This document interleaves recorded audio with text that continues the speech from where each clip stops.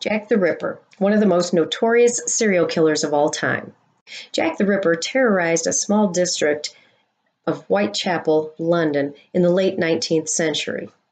At the same time, in the United States, there was a madman on the loose in Austin, Texas, who terrorized his victims with an axe.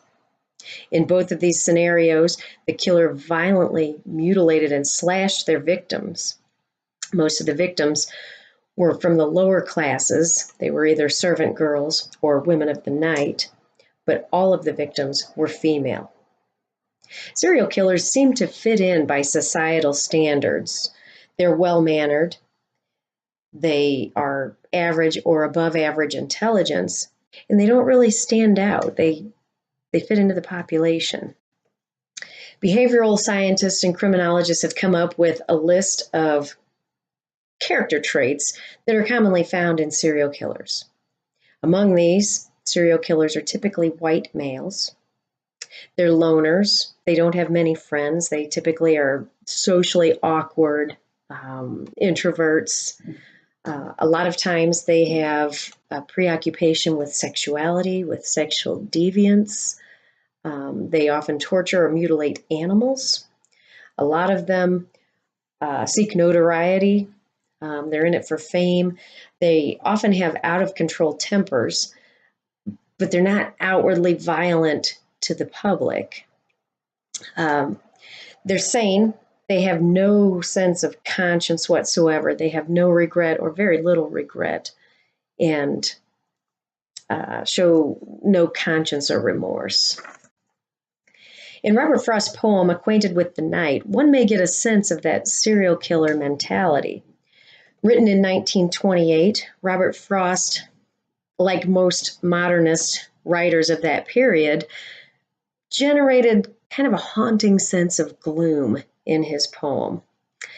Frost is vague and ambiguous, and he leaves a lot of the interpretation up to the reader. My theory is that Robert Frost writes this poem from the eyes of a serial killer. I'm going to take his poem, Acquainted with the Night, and I'm going to dissect it line by line, pun definitely intended, albeit probably not in good taste. And I'm going to compare the traits of a serial killer to the words of Frost's poem and how there are parallels and similarities between the two. The overall theme for the poem is isolation and loneliness, often, again, a trait that we notice in serial killers. He has no sense of belonging. Although he fits into society, the normal population, he feels like he's an outcast. He knows it, even if the rest of the city never really figures it out. Most serial killers were bullied or abused or neglected as children, and oftentimes they carry out these traits on their victims.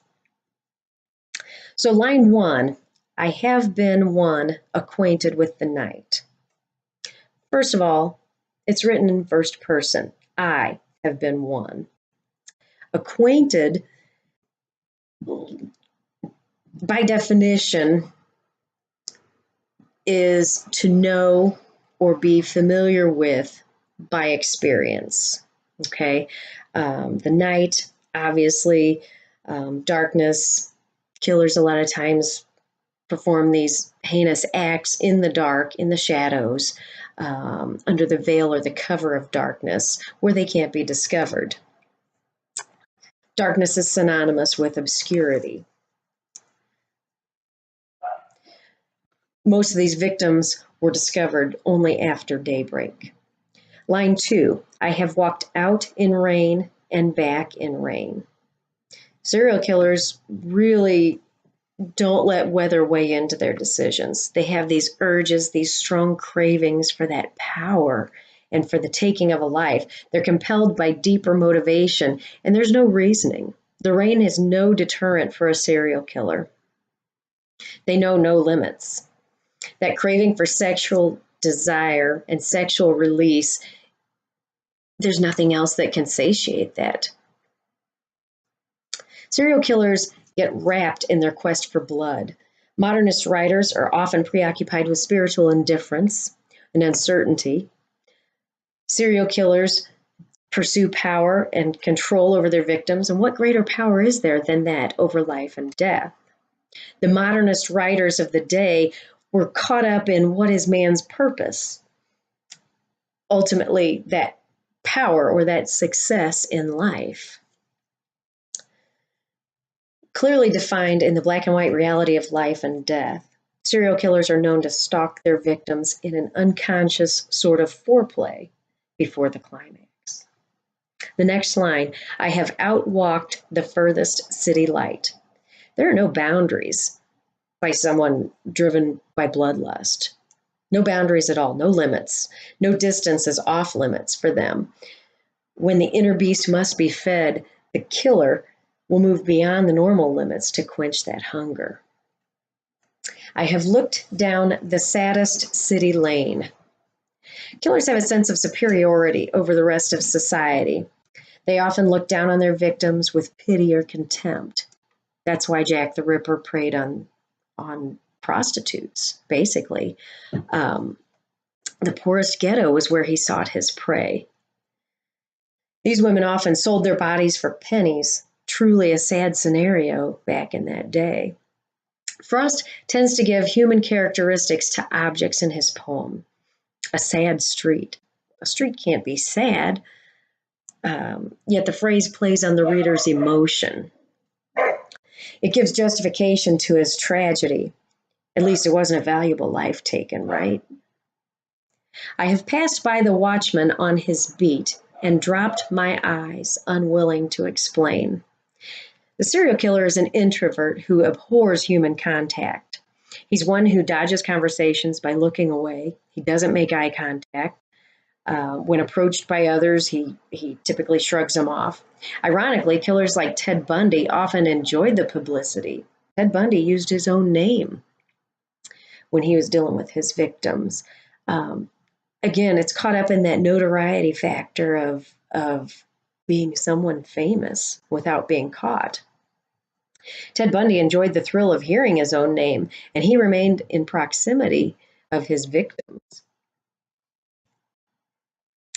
Robert Frost tells of their passing on the street as a chance meeting, one that he willingly shrugs off while he keeps his pursuit of his victim.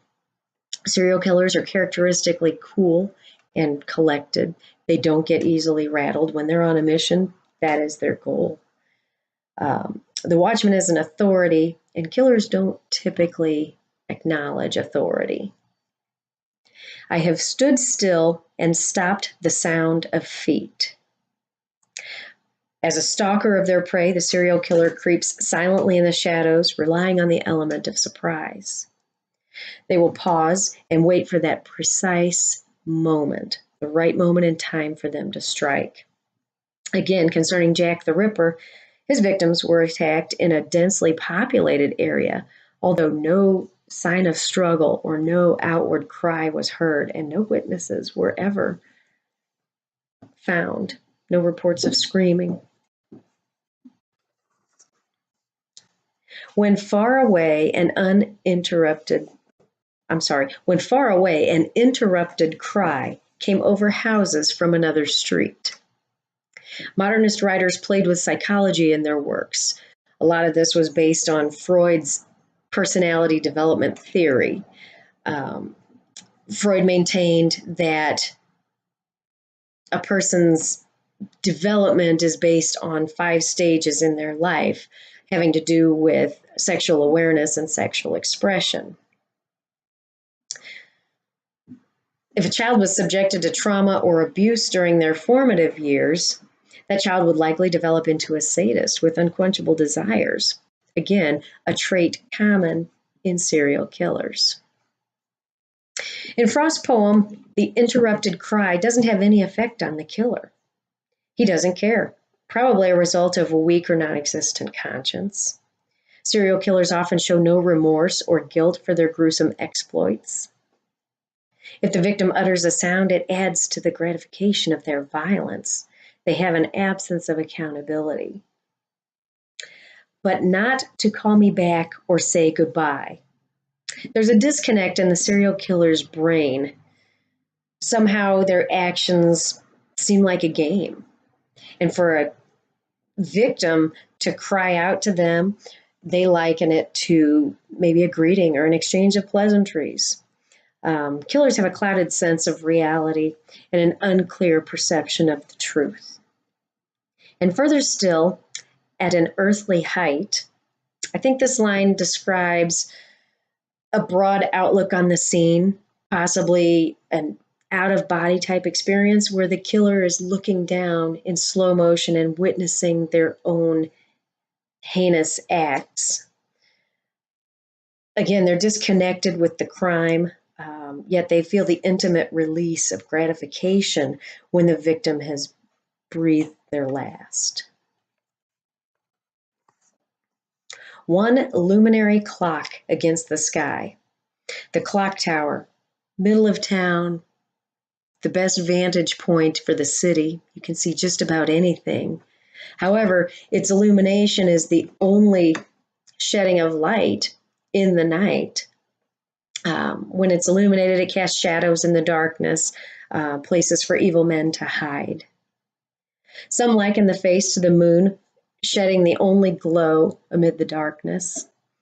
The face of the clock, or the face of the moon, as it were, are the only witnesses to the pernicious events in the darkness of the night. Proclaimed the time was neither wrong nor right. The clock is often unnoticed at night. As time passes, most people are sleeping. They don't notice the passage of time in their unconscious. As for the right time to take a life, there is none. Or perhaps to a serial killer, there is only the right time.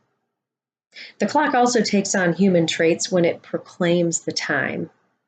However, the time means nothing to the serial killer. In fact, time seems to stand still for a serial killer. I have been one acquainted with the night. Again, Robert Frost declares the same line that he opened his poem with to close his poem. I think his reiteration of this line after the explanation of all the stanzas in between really puts the emphasis, really puts the emphasis of being familiar, being acquainted with that darkness, that sinister being. The familiar darkness that only a killer could fully appreciate is a space where the unspeakable takes place. The silence of a sleepy, unsuspecting town is shattered when day breaks, when the sun is on the horizon and the horrific victims are discovered. By repeating the line after explaining the events in between, Frost makes a more pointed statement about how personal he is with the black void of darkness, the void of the night.